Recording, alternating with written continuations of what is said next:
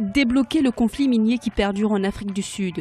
C'est le défi que le nouveau gouvernement de Jacob Zuma s'est attelé à relever. Pour ce faire, dès ce mardi, seulement une semaine après la prise de fonction du nouveau ministre des Mines, Ngwako Ramatlodi, une nouvelle offre salariale a été mise sur la table des négociations. Objectif affirmé par les autorités sud-africaines, convaincre les syndicats du platine à mettre un terme du mouvement de grève des mineurs qui paralyse les principaux producteurs de platine en Afrique du Sud. Donc la meilleure façon, je pense, de sortir de cette crise, c'est d'avoir un arbitrage gouvernemental et une proposition.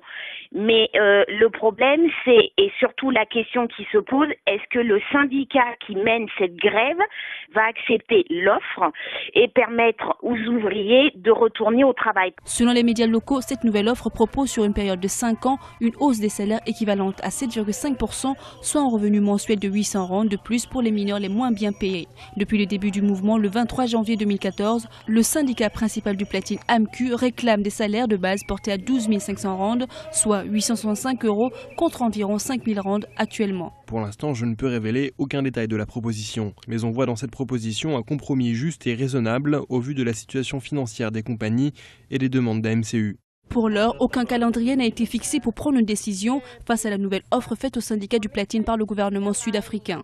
Depuis le début de la grève, le PIB de l'Afrique du Sud a chuté de 0,6%.